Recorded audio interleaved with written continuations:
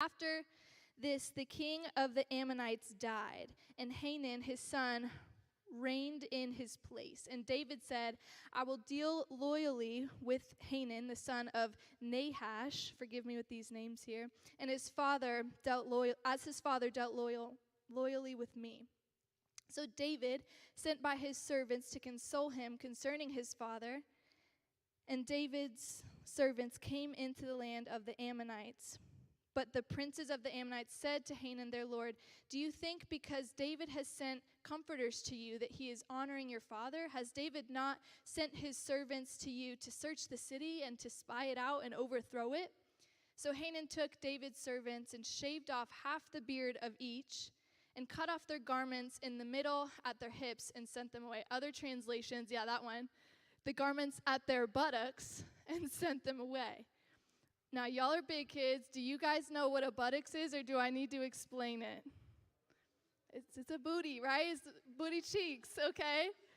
They cut off their garments at their butts, and they spanked them, and they sent them on their way and said, go back home after they were humiliated. It's kind of funny, it is. But when you understand the context of the story, it gets a little bit less funny. So we're going to forget about it for a few and then come back to it. I wanted to share a story with you guys. You may have seen it. I saw it. I was probably scrolling on TikTok. You ever go to tell somebody a story and you're like, I read this in an article, and you saw it on TikTok? That's what I feel like. But it was a video of Elon Musk. Okay, this isn't political. Don't get there.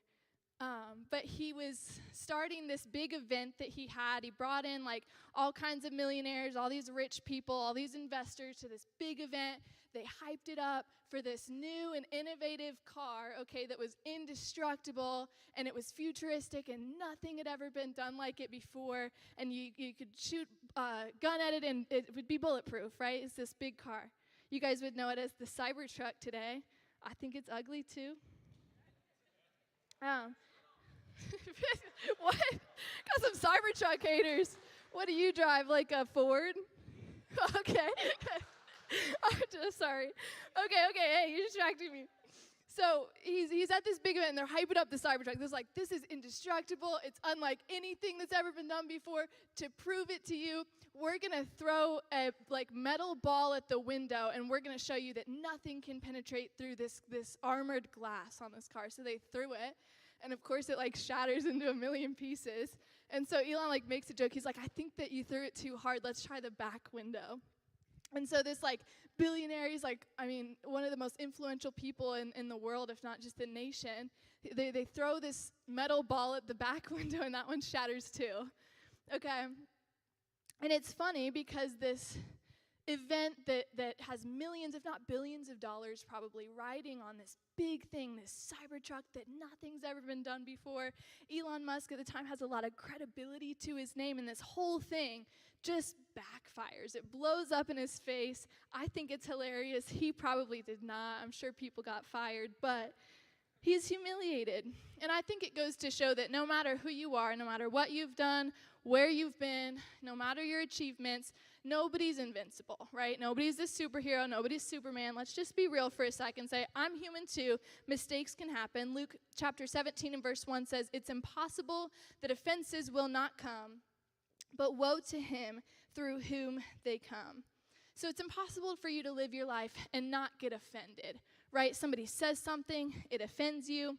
You can't escape it. It's probably already happened. If I've not offended you already today, it's probably going to happen. Pastor Luke's probably offended you. I hope not, but it may have happened. Your friends offend you. Your family offends you. Your coworkers, it's offense, and it happens to everybody. It's impossible to escape. Pretty fun, right? If you can't escape it, you have to learn to deal with it. So that's what I want to talk to you guys about today, is just dealing with this offense. In New Zealand, 41% of the birds are flightless, okay? They do not have natural predators, so generations and generations have gone by. They don't need to fly away from anything to protect themselves, so they just have lost the ability to fly. 41% of the birds. If you were to go to New Zealand, this island, right, and you were to be there, all the birds would just be hopping around, and they kind of have wings, but they're more like nubs now, okay? That's just what it looks like. But generation after generation, they have lost their ability to fly because there's no harm that's been done to them. And if you want that life, you can try to have it, but the Lord's word says very clearly that offense will come. But if you want to soar like an eagle, you have to face some opposition in your life. Airplanes need wind to fly. If you've ever been on an airplane, you fly against the wind to get that lift off, right? It's kind of exciting. Your stomach flips, but you need that wind, that opposition against the plane to help it fly. And if you never face this opposition, you'll never mount up with wings like eagles. If you don't go through attack, you'll never learn how to overcome offense. Opposition enables you to do things that you could not do. Had you overcome that obstacle, it gives you that lift off. It will lift off your prayer life. It will lift off your spiritual life and your relationship with God. It will lift off your friendships. It will lift off your relationships with your family and your coworkers and your work life, your finance. It will lift it off if you can just overcome the oppositions that we are all bound to face. God requires you to go through opposition because he knows that it will take you higher.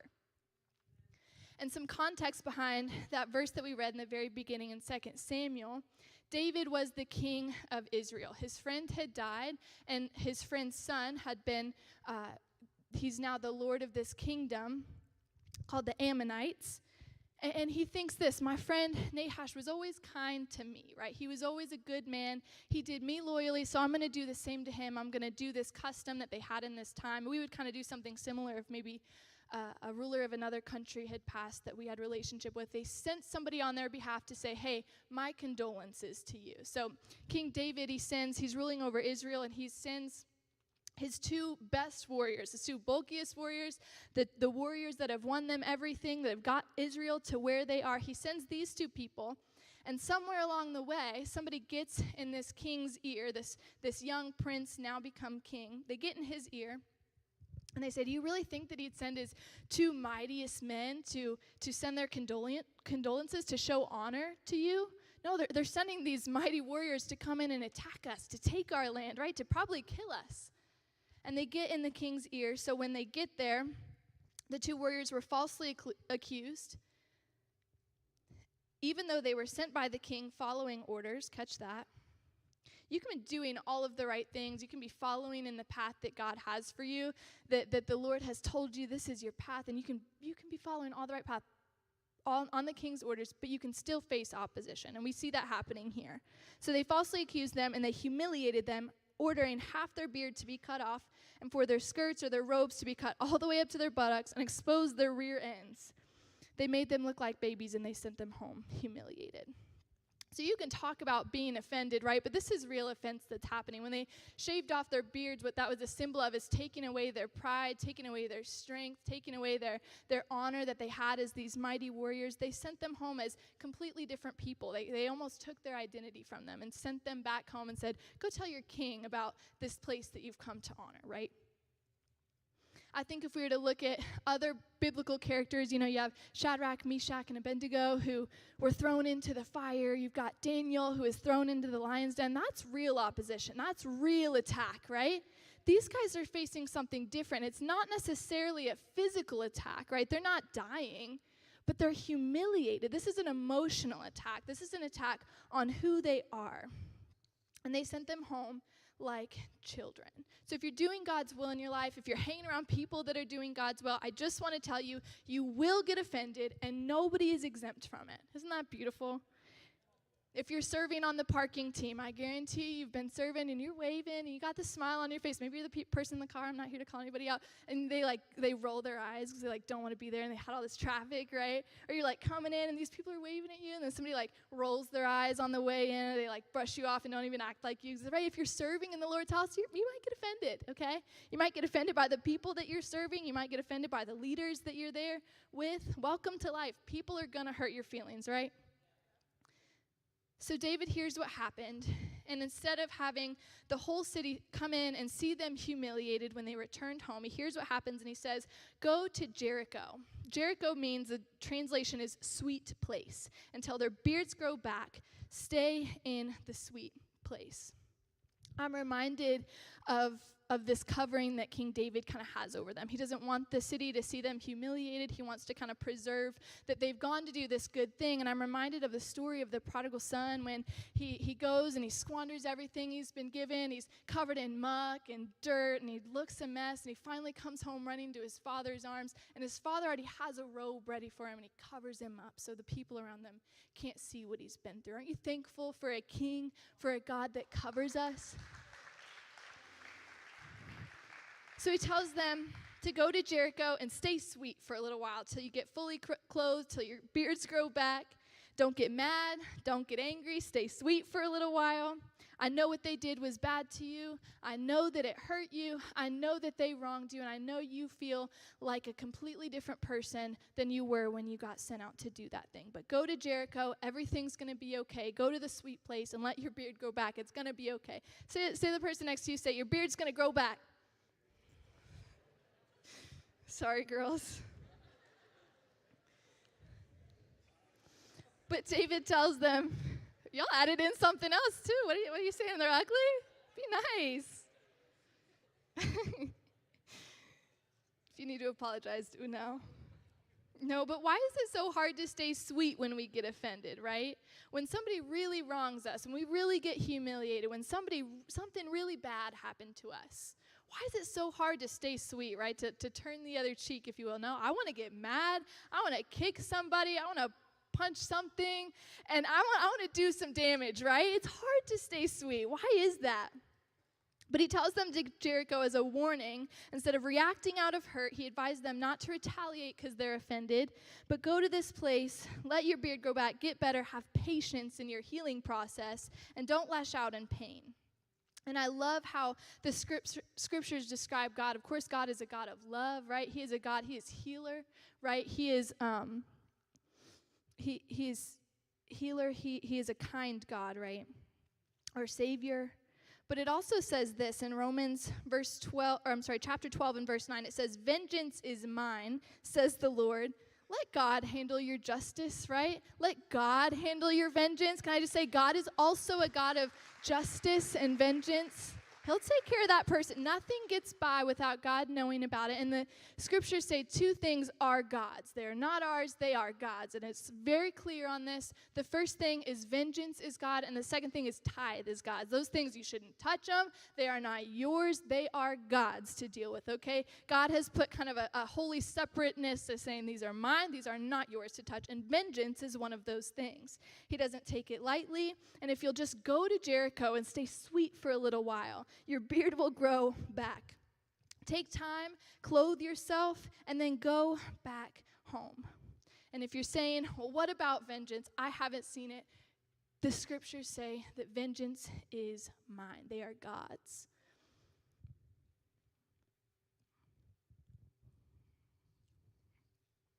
So nobody's getting by on God's watch. And I'll tell you this too, if you let God have the vengeance, his vengeance is better. His plan is better. His ways are higher than anything you could conjure up in your brain. His ways are higher. The best thing you can do is stay sweet and let God take care of it. I know what they did to you hurt. I know that you have a real reason to be offended. But if you just give it to God and let him take care of it, his ways are higher and better. And he watches when we get offended. He saw everything that happened to you. He knows that thing that you just can't get over. And the verses go on to say that God sent David and an army to go back to the Ammonites and wipe them out. There was nothing left of them. God's vengeance truly was sweeter than anything that those two men could have done. They were warriors. I'm sure they wanted to throw a fit and prove that they were warriors, right? But no, when it was God's plan, they wiped them out completely. There wasn't a trace of the people that humiliated them when God was done. Even Jesus on the cross knew that there was a God of vengeance, right? After everything that had happened, he was brutally beaten on the cross. He died a death that he did not deserve. But right before that, what did he say on the cross? He said, Lord, forgive them, for they know not what they do. He knew that God would avenge him had he not said, Lord, forgive them. And he was teaching us how to forgive others too. So God asks you to stay sweet. Stop letting your thoughts consume what has happened to you. Stop letting that event that happened consume every waking minute, every conversation you have to where you're bleeding on people, right? Vengeance is his, and at some point we need to let God deal with it and move on. And it's harder to do it than to say it, but we do need to let God deal with it and move on. Picture this with me. And this one's a little funny too, but offense and unforgiveness, when left undealt with, when you keep God out of it, kind of start to begin to grow. And if you picture a physical growth, maybe a tumor, okay, let's say you got a big tumor on your back. That's what unforgiveness and offense is like when it's not dealt with. It's awkward, it's sore, it puts you on edge every time somebody comes around you in case they're going to touch that sore spot or they're going to look at you funny. You're walking around like the hunchback of Notre Dame because you've got this unforgiveness. You're walking with this weight, and it's very evident to the people around you. It's like having an open wound that never heals. So you're fighting with people all the time, the people that didn't even do that thing to you, but it kind of feels like maybe they know, or like they're kind of poking that wound that somebody else did to you all those times ago. You're fighting with the wrong people. For some reason, it just feels like you can't get over it. That's what unforgiveness and offense are like. And I heard it said like this: unforgiveness turns into cynicism. It is a thief dressed like a security guard to rob you of authenticity between you and God. When we have unforgiveness in our lives and we don't deal with it, it hardens our hearts. It makes us angry at other people. We get this mentality of, I'm not letting anybody else in to hurt me again. I can do it all on my own. And that isolates us not just from everybody around that could hurt us, but from our relationship with God. It robs us of an authentic bond between you and the Lord when you keep this unforgiveness in your heart. And we make excuses too. 4 things that we say when we can't forgive others. The first thing, I can't forgive because it's too big. What they did to me was too big. What they've done was too big, right? The bigger the offense, the more you need to heal it. That's just how it is, and I'm not even going to elaborate on that because that's the truth of it. The second thing, time will heal it, okay? Time does not heal offense. It lets it fester, and it lets it grow. Picture that tumor on your back. It lets it get nasty. You're walking around, you're stinking, you're bleeding on people. Time does not heal all wounds. It does not heal the wound of unforgiveness. Forgiveness is the only thing that can heal it. Forgiveness is the only weapon against that. The third thing people say, I'll forgive when they say, I'm sorry. Y'all ever said that? Can we be real? I'll forgive when they say, I'm sorry. One of my favorite quotes on forgiveness goes like this: the scenery of your life should not look like the pit that person dragged you into. So look in the mirror. You're walking around with this lump on your back. You're looking like the hunchback, and they're at, I don't know, Kings Island sipping on a blue ice cream, and they're having the time of their life, and you're walking around looking crazy. What are you doing? That's what unforgiveness makes us look like. It makes us look ridiculous. If they're the one that hurt you in the first place, why do you want your healing to hinge on that person's words? The fourth thing, if I forgive them, they'll just do it again. And that's true, but it's also more incentive to forgive, because now you don't just have one lump on your back. You have one on your arm don't work right. You have one on your knee, your knees don't work right. You can't even walk, you're hobbling, right? That's what unforgiveness truly looks like. And it's funny to look at it, but it is true. You can't let somebody else's choices hold the keys to your healing and what God can do in your life. You have to get to Jericho. You have to get to that sweet place. I love in the Bible, Job lost everything. He lost his family. He lost his kids. He lost his finances. He lost everything. Anything you could think, he lost it, gone. But he still praised God in everything he did. And I'm closing with this. I read this story of somebody by the name of Aaron Ralston.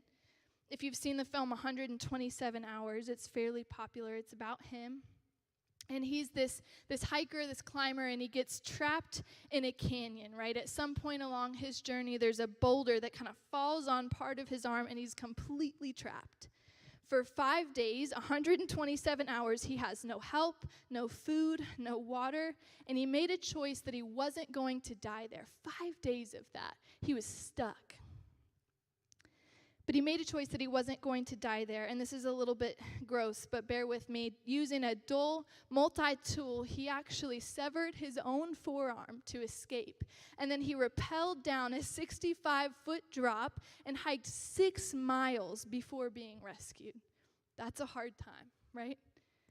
He went on to write about the experience, and thinking back on that awful moment, he said, "This rock has been waiting for me for my entire life." And he refused to die in that canyon. The number one goal of the enemy is to get you mad at God.